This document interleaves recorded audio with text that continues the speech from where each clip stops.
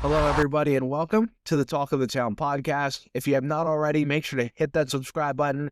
So we're on the road to 100 subscribers here on the YouTube channel. If you love rankings, daily uploads, reactions, sports news, sports betting, anything at all in the sports world, it's all right here on the Talk of the Town podcast. So I promise you, your subscription will be well worth it. And in today's video, we have our first Top 10 Tuesday based off of actual live performance and not all speculations. So if you're new here, I do have Top 10 Tuesday every single Tuesday. Right after the NFL week, I'm constantly updating the top 10 teams, top 10 QBs. That's what I'm doing today. Usually top 10 receivers, top 10 running backs, but I'm going to wait till we get a little more into the season for that because we have some weird names on there right now. And guys like Brian Thomas, who didn't have a great week, but he had one catch for 11 yards or something like that. Nico Collins and that. So you got to give it a few weeks for these guys to really break it in a little bit before we can really rank the top 10 receivers and running backs. So I'm going to give that a little bit. And we're also going to react to the Minnesota and Chicago game today. I'm actually going to talk about that first. So let's get right into it. Man, what a great game yesterday. That game for the first half, honestly, was kind of a snooze fest, to be honest with you. I was watching and I was like, oh, man, Chicago looks like they're going to run away with this game. And everyone spent, most people's, and I would say 90% of people kind of talking about J.J. McCarthy, who they think, they don't really know. They're not too high on him. Kind of looking like it was kind of looking like they were right about J.J. McCarthy. And honestly, to be honest with you, I wasn't too high coming on J.J. McCarthy coming into this game, to be honest with you. But J.J. McCarthy in the fourth quarter proved everyone wrong, or most people wrong, people who didn't believe in him. And it's not necessarily that I didn't believe in him, but I'm not necessarily the biggest fan of J.J. McCarthy in terms of, the potential and just the unknown in general. I was kind of like, it's, what, I wouldn't necessarily be as much on the fence as I would be if it wasn't for Darnold's performance last year. Like, I feel like that really hurt J.J. McCarthy's stock a little bit and kind of changed people's perception of him a lot. And it happened to me. I mean, it kind of changed my perception of J.J. McCarthy because we've seen Sam Darnold's season and it's like, do you really want to roll with J.J. McCarthy after you just had Sam Darnold's season? I mean, you have to know McCarthy was even half of what Darnold was. And for the first 3 quarters or so, McCarthy, it was looking really bad. I mean, he had the pick 6. Chicago was just kind of stomping all over him. They had complete control of the game, and Caleb Williams looked like he was taking that next step for the first half. And then the second half rolled around, and the script flipped. I mean, McCarthy really, once he started gaining that confidence, and I'll say one thing about J.J. McCarthy that is massive for me, and I think is actually going to make him a really good quarterback in the NFL, is mental toughness and what he overcame last night. I mean, this was basically, he's basically a rookie. I mean, this was his first ever game in the NFL. I mean, Caleb Williams is now had 18 starts after last night. J.J. McCarthy had his first one last night. And we know they were in the same draft class, but J.J. McCarthy's basically still a rookie anyway. I mean, that's where he started off at with the pick 6. And you hears all the noise about them, how they should have kept Darnold. They don't really believe in McCarthy. He was kind of in trade talks and everything. Kind of, whether or not they did or whatever, they were kind of half giving up on him a little bit because they were just kind of ready to fall into Darnold. Mind you, they did offer Darnold a contract going into this offseason. We know he signed with Seattle now, but there was intentions to keep him, and they would have moved off of McCarthy. And trust me, don't think he doesn't know that. That all plays into his first start. Him, and he's not even at home. It's a divisional game against Chicago. We know how the fans are there, man. The Chicago fans are loyal because that team, they are still living off of the '85 Bears. I mean, they had the big celebratory thing for them last night during the game, and I even heard Troy Aikman sit there and say, "Man, this is a great way to celebrate the '85 Bears when they were just dominating after the pick 6, and it was looking like Chicago was going to run away with it." I mean, that is a lot for J.J. McCarthy to overcome, especially in his first ever game, and he overcame that, the mental toughness and everything with him. I think he's going to be a good quarterback now. Now, whether or not he's a great quarterback, no one knows. No one knows. And we're basing this off one quarter as well. I mean, maybe that one quarter could have been a fluke or whatever, and the 3 quarters is most likely what we're going to see. We don't know, but I'm going to go based off what I seen in the fourth quarter when he got comfortable. He was nervous out there the first 3 quarters, making mistakes. For one, when you were watching the game, he seemed to constantly get the play clock down to 0. Like, I don't know what was going on with the snap and the play calling or the audibles or whatever was going on with J.J. McCarthy and the Vikings offense. It was off. It was, the Aikman and them were saying it as well. And I'm sitting there and I'm saying, dude, why does he keep getting the play clock down to 2 and 1 every single time? And they're rushing every play, and guys are all over the place. It just, you see O'Connell getting upset. It was like some was off.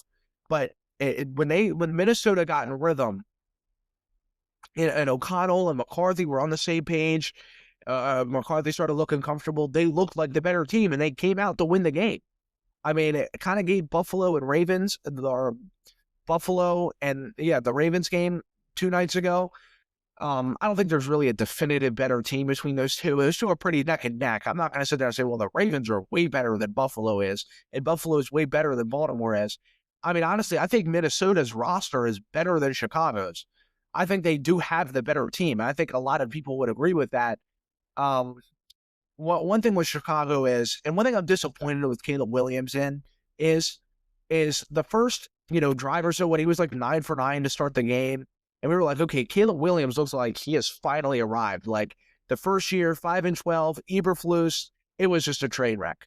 And it's only one game. And he looked good for a decent portion of the game. But the one thing with Caleb Williams is when you knock him out of his rhythm, he's a different quarterback. I mean, he literally went from one drive looking like, okay, Caleb Williams has arrived. This Bears team looks like they could really make a playoff push here going into this season. I don't think they have a bright season ahead of them. So we haven't said in a while to what am I watching? I mean, the Bears, now it's not just Caleb Williams. He had 12 penalties for 127 yards yesterday. I mean, the defense kind of collapsed a little bit. It's not just Caleb Williams' fault. It is a team effort out there on the field, but when you're the main player, the main guy, their number one selection from a year ago, who was being called a generational prospect, I mean, literally being compared to Mahomes. He has very Mahomes-like traits. He plays a lot like him, but Mahomes is the IQ, the accuracy that Caleb Williams doesn't have. And that's one of the cons with Caleb Williams that was coming into the draft last year was he's very boom or bust and very hit or miss accuracy. And he plays very much hero ball. One of the things I'll give an example with is when Caleb Williams is in the pocket, he never looks comfortable in the pocket. And Troy Aikman said it at the beginning of the game as well, and Joe Buck said it as well. They would have liked to see him maybe wait for his progressions to come through a little more. There was one at the beginning of the game, as an example. There was a post route up there to Odunze, and he had it. He broke it off. I mean, he would have had probably a 40-yard touchdown or so. And Caleb Williams immediately went to the dump off. The pocket wasn't collapsing. He still had time. The offensive line held up really well. And he just went underneath right to Swift. And they got like an 8-yard gain or something from it. And, you like to see that as well. I mean, it's also good to see your quarterback taking their dump off, taking their easy play. But at the same time, it was starting to frustrate Ben Johnson. We've seen Ben Johnson in the third quarter. He was visibly frustrated. Caleb Williams missing throws. It was off. When Caleb Williams gets off rhythm and the offense is not clicking and they just get out of sync, the whole thing just kind of turns into a train wreck. He seems to really struggle with seeming to get back on track. And that's the thing. And what's scary is that if you just knock him off track or knock him off his pace, Caleb Williams is a different quarterback. I mean, it was night and day between the first and second half. I mean, he had a decent last drive. He had DJ Moore for a wide open 20. He probably would have had a touchdown, and he missed him. I mean, he was wide open, and that's the thing is Caleb Williams' accuracy is all over the place. He's extremely inconsistent. He'll have 2 drives of looking like, this guy, if he can play like this team could really make a Super Bowl run at some point. And this guy's a high-level quarterback. Crossbody throws right in the bucket. I mean, plays maybe only 4 other quarterbacks can make in the NFL. Extremely difficult, high difficulty throws. And then somewhere there's like Cole Kmet sitting in the middle of the field and he just airmails it. And it's like, what happened? And one thing that bothers me is he never looks comfortable in the pocket. Like, Caleb Williams is looking flustered, patting the ball, feet is moving, he's twitching all over the place. It's like he's looking to run already the second he gets it. That's a Justin Fields trait. That's the problem the Bears had with Justin Fields at first, is Fields in the pocket was like already looking around to run out somewhere. And Williams would rather throw on the run than throw in the pocket, and that's worrisome because his accuracy isn't good enough for that. I mean, he makes incredible throws on the run. It's not that he can't do it. He's not consistent enough. And for one, you don't want to always be scrambling and throwing, because then the play breaks down and it gets all weird. Your receivers, and you have to improvise every single play. Obviously, you don't want to do that. But Caleb Williams kind of looks to play the hero ball. And that's why I was at USC coming into the draft. That was one of his biggest cons, was he likes to play the hero ball. And, you know, it's gotten better. We see that last, it's only one game. It's only one game. I'm not going to sit there and say, yeah, Caleb Williams is done. But some of the bad habits Caleb Williams had, you know, the holding the ball too long habit seems to have kind of worked its way out. He's definitely made improvements. Every quarterback has a moment where they hold the ball too long. Just because he holds the ball too long once or twice during a game and gets sacked, every single quarterback does it. I'm not going to hold Caleb Williams accountable for that.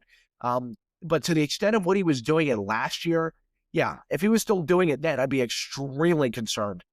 That was a terrible habit. Of his first read, he'd have an ounce of room. You know, that's the thing. Your windows in the NFL to throw the ball and have an open receiver are literally like this small. And that's the thing last year, is I think he was expecting him to kind of be like college, and NFL quarterbacks do it. And it usually takes a few games to break it in for him. He kind of had the issue all season. We were like, okay, Ben Johnson coming in, bad team last year. We'll give him the benefit of the doubt. He seems to have kind of worked that habit out. And he was getting the ball out quick. I mean, he has extreme zip on his passes. Like, in terms of potential between McCarthy and Williams, because they were in the same draft, Williams is head and shoulders above just about any quarterback in that draft. I mean, you have some big play potential with like Drake May. I mean, I'm not just saying that because I'm a Patriots fan. In terms of athleticism and running ability and arm ability, him and Caleb Williams are like the only ones. I mean, Jane Daniels doesn't necessarily have the biggest arm in the world. He's not necessarily the biggest, the strongest arm. He's just extremely poised when he throws the ball. Very comfortable. He's a great pocket thrower, great on the run. He doesn't necessarily have all these crazy arm angles. He doesn't necessarily do all that. He's not the same kind of player. He's more of a Lamar Jackson kind of player, which is, again, a very short list of talent-wise. But in terms of, arm potential, athleticism, I think May and Williams are the two that are kind of just on their own in that draft. If you want to throw Daniels in there, fine. I get it. I'm not going to argue, but Caleb Williams still, his accuracy is way too inconsistent. And we've seen it in the Bears game last night. And when he got off rhythm, he was completely different quarterback.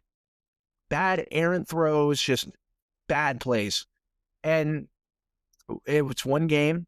I'll give him the benefit of the doubt, but they got a tough game against Detroit next week.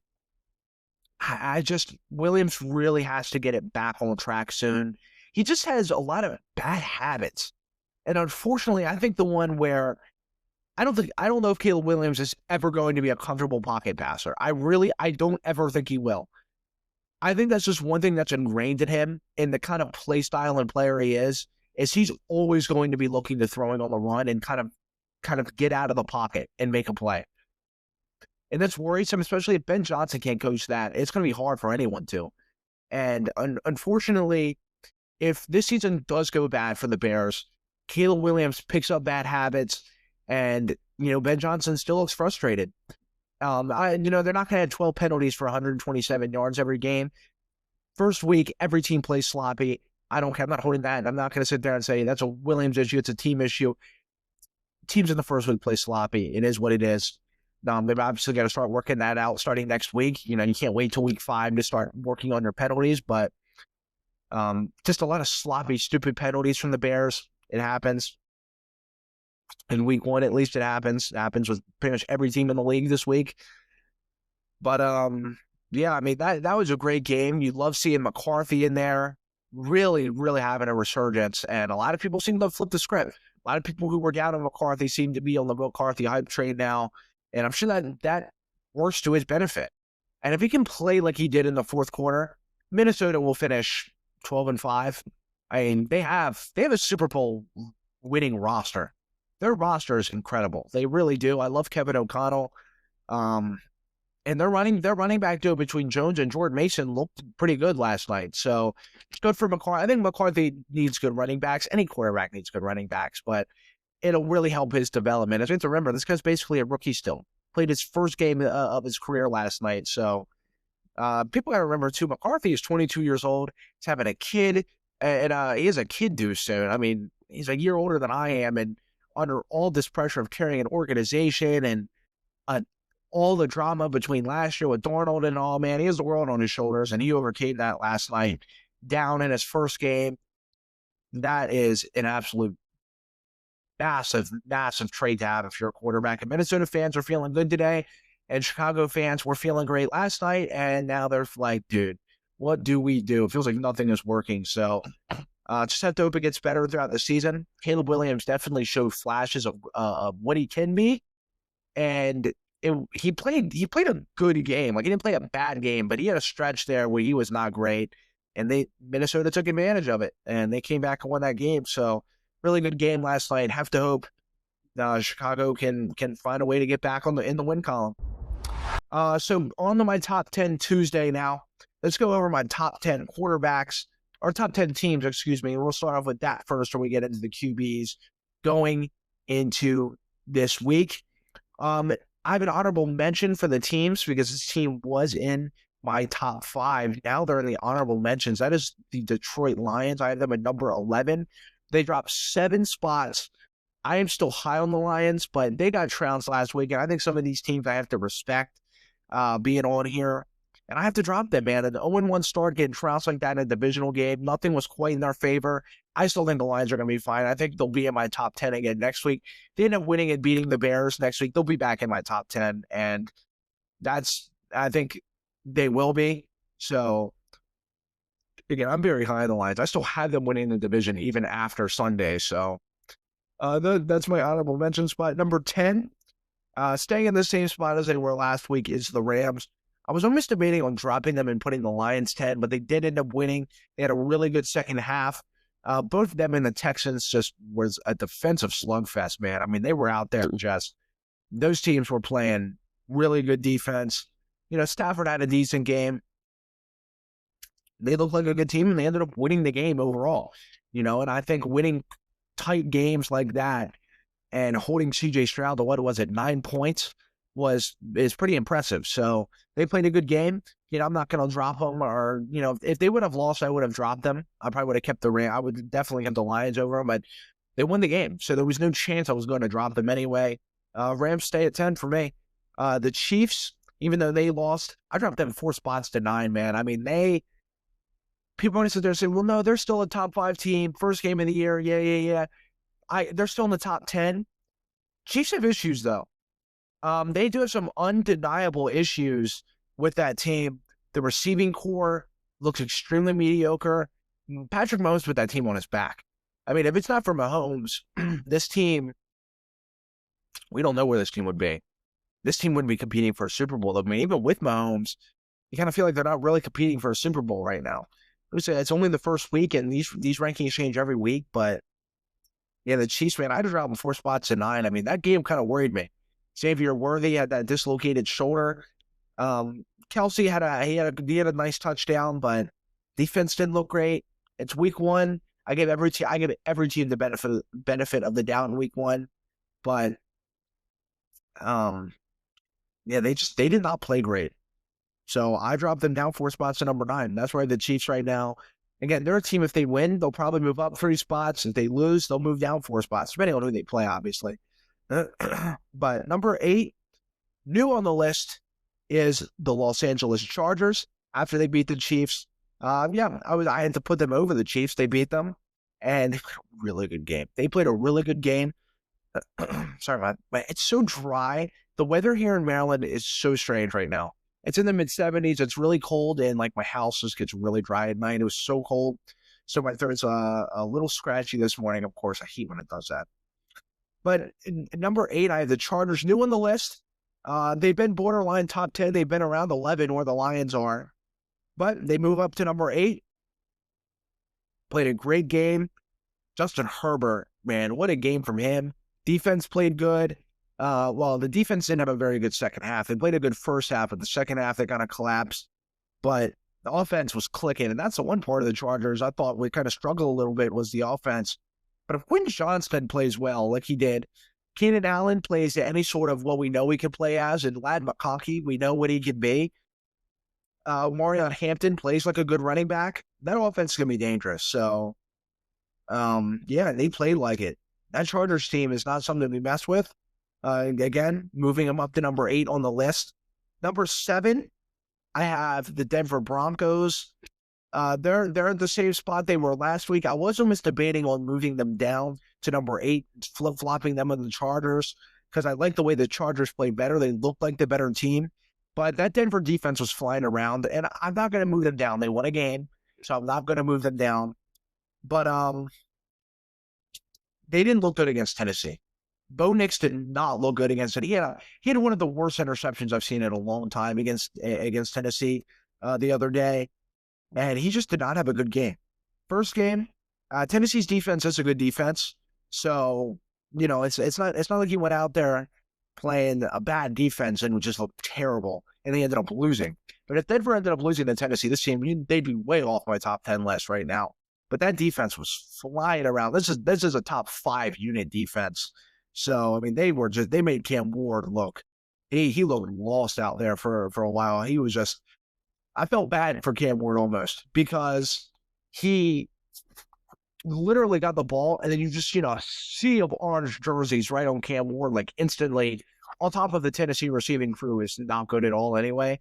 So, yeah, man, Denver stays at number 7. Even though they didn't have the greatest game against Tennessee, it was week 1. I take week 1 with a grain of salt, and they ended up winning the game. That's what matters. It doesn't matter if they win 40-7 or what was the score of their game again? It was close. It was like, I forget the exact score of their game, but it wasn't a blowout at all. Then they didn't score many points, and the result is the exact same. A win's a win. So number 6 moving up 2 spots is the Washington Commanders. Played a good game against the Giants. I think the Giants should have been more in that game. Like, it kind of felt like the Giants never felt like they were in the game, but they were in the game. That was more due to Russell Wilson. I think the Commanders played a good game.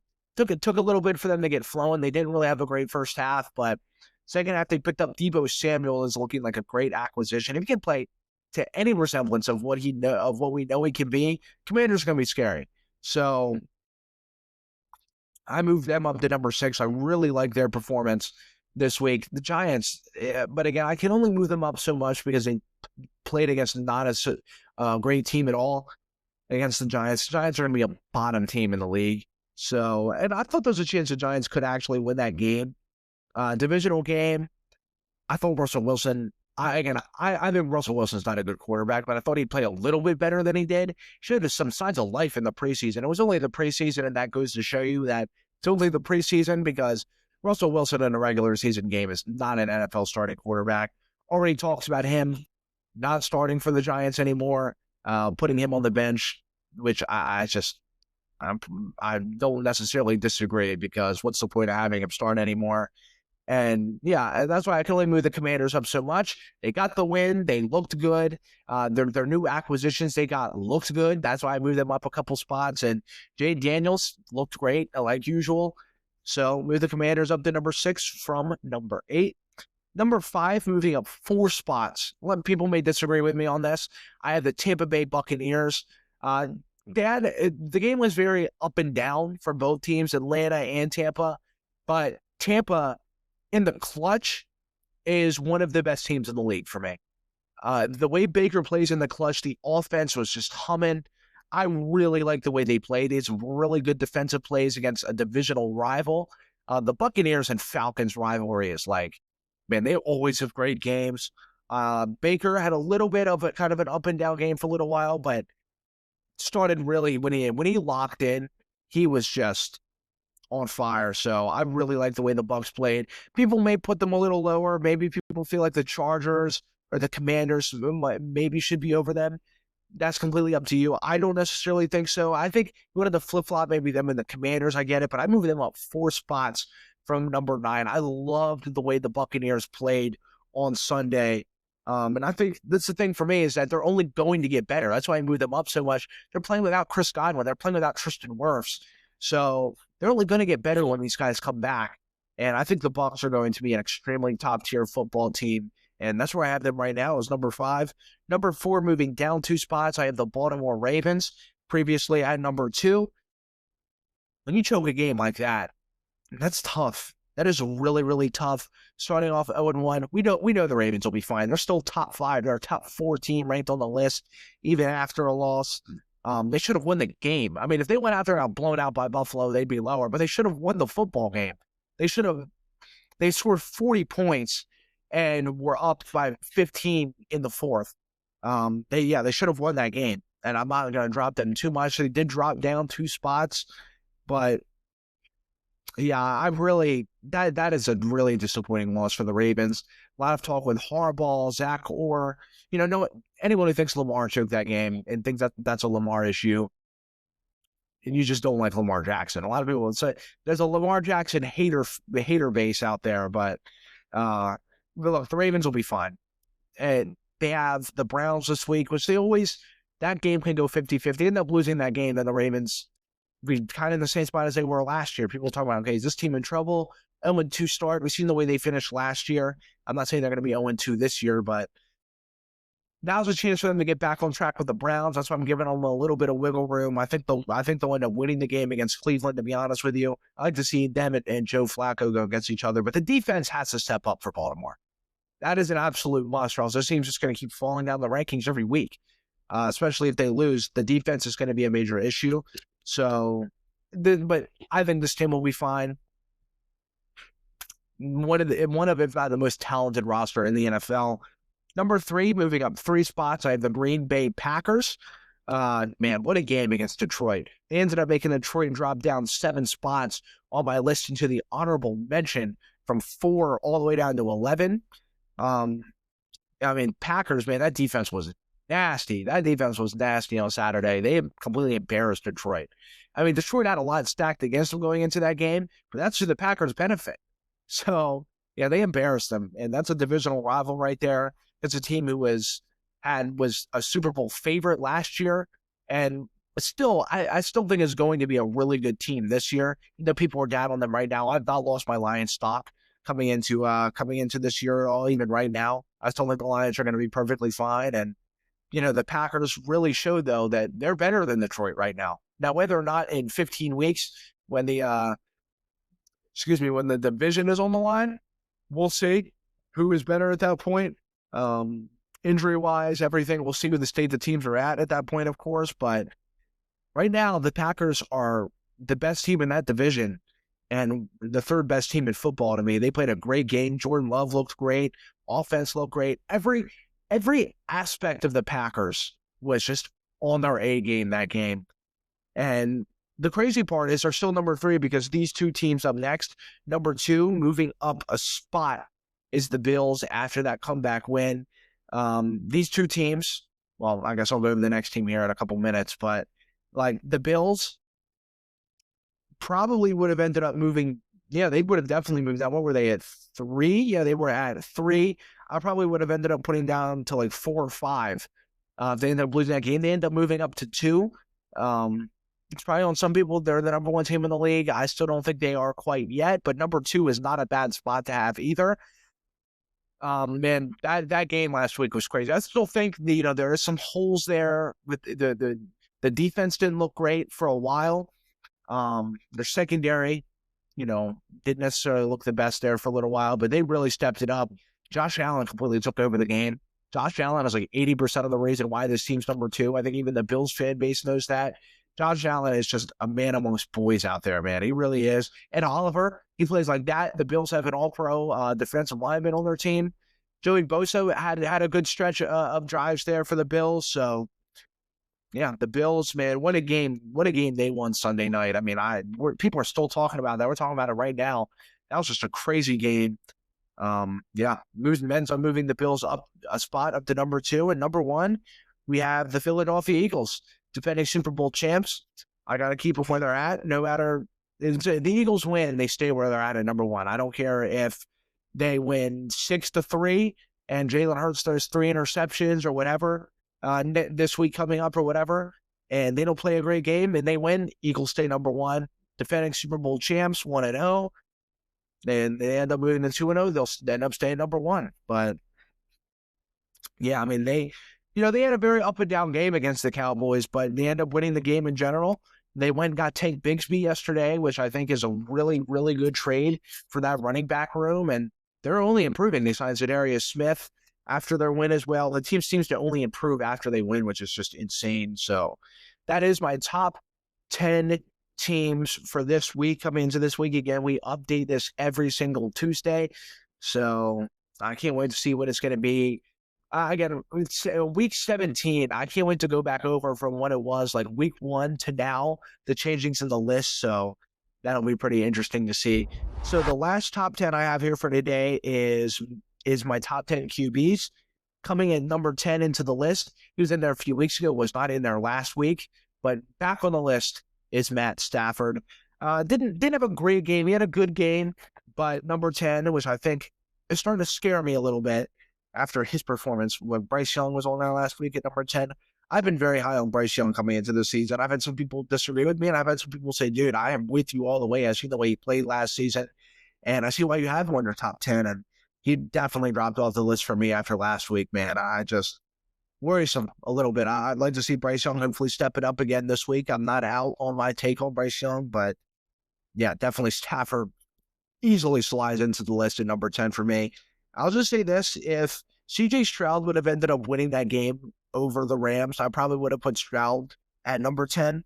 So, but Stafford ended up getting it. That was my main game I was looking at when it came to the top 10 QBs. And yeah, Stafford slides in at 10 for me pretty comfortably. Played a good game, not a great game, but we know Stafford is a top 10 quarterback when he even plays decent. So number 9, and this is the crazy part with the quarterbacks list, is these quarterbacks are moving down and they played great games because the top 10 is just so good. And these guys all had great weeks. They all had great weeks. Like, it is just very difficult to rank the top 10. Like, I would say these guys moving down, like the one I'm at a rank right now at number 90, moved down a spot. It's not based off of his performance. He did not have a bad performance. He had a great performance. He played great. But the top 10 list is so good. So it's hard to rank these guys. Maybe down a spot at number 9 is Jordan Love. 2-touchdown week. Had a really good game, but I just felt like some of these guys played better. I mean, a lot of these guys, there's no one on the list now who's new. These guys are all on the list, and these guys all had great games this week. They all had great games. So, again, the reason why he moves down is because I moved the guy up really high. Like, I moved him up really high. I'll list him here in a little bit, of course, but you'll see, like, okay, that's why Jordan Love moved down. If not, the list would probably be around the same, to be honest with you. I mean, these guys all had a great week. Number 8, Jalen Hurts. Again, he had a lot of rushing touchdowns, was running all over the place on the Cowboys. Played a great game against the Cowboys. But the top 10 list is so good. Maybe I'd like to see him target A.J. Brown a little more coming into this week.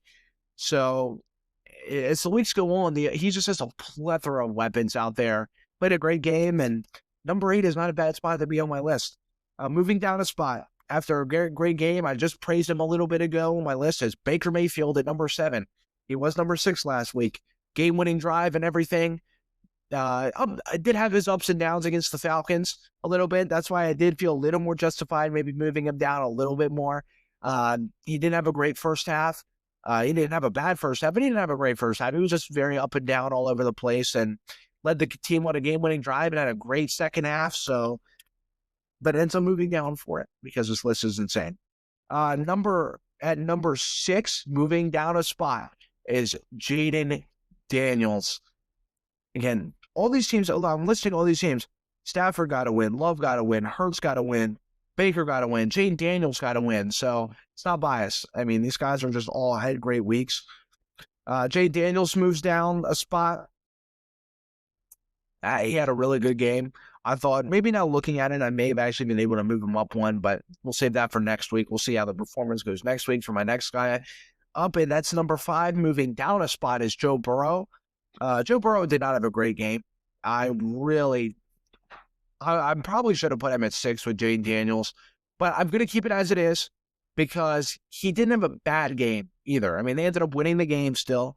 We know what Joe Burrow's going, probably most likely going to be the rest of the season. Week 1, Bengals always get out to a slow start. Cincinnati is notoriously known for getting out to slow starts. They ended up winning, though. That's what matters. If Cincinnati would have lost, I would have definitely dropped Joe Burrow more. But they won the game, kind of keeps him where he's at, but he does end up definitely dropping a little bit because this guy up next moved up 5 spots on my list from last week to number 4. Is Justin Herbert. I feel like some people are going to disagree with me on this.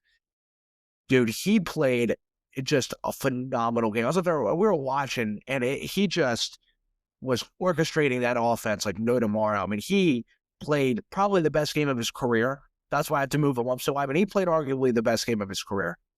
Then if he plays like that, he may win MVP.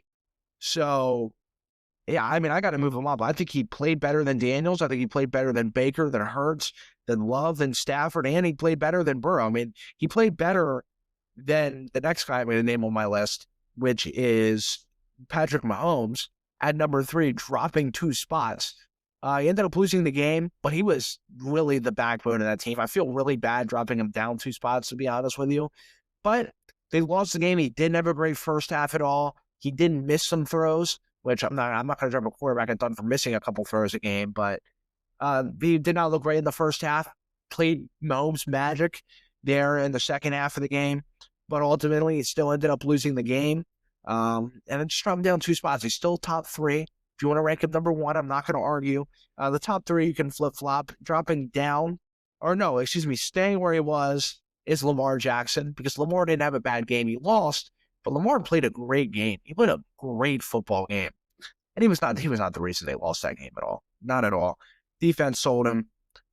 Derrick Henry's fumble was killer, even though Derrick Henry had a great game, but that fumble really, really hurt. And Oliver did make a great play. And moving up 2 spots, Josh Allen. After the heroics last week, coming back, winning that game, man, Josh Allen definitely deserves to be ranked number 1. I'd say he's probably the best quarterback in the league right now. If you were to flip-flop him, Lamar, and Mahomes, you do what you will. I don't think anyone's going to argue with the top 3 necessarily.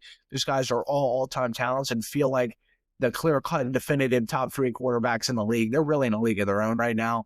And Josh Allen, man, out there with the performance of a lifetime Sunday night, and they came back. He took the opportunities that were given to him, and he took that in full stride and more, man. What a game there from him. And Bills ended up winning that game, and Josh Allen ends up moving the number 1 on my quarterbacks list. So I can't wait to see again where that's at when I compare it from week 1 now to week 17 a while from now, and can't wait to see that. So that is it for my top 10 Tuesday today. Let me know what you guys think of my rankings in the comments. I can't wait to see that.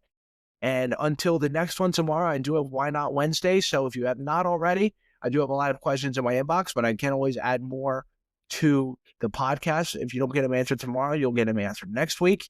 When your questions answered on Why Not Wednesday tomorrow, make sure to fire in my DMs at @TalkOfTheTown_pod. So until then, I'll see you guys tomorrow.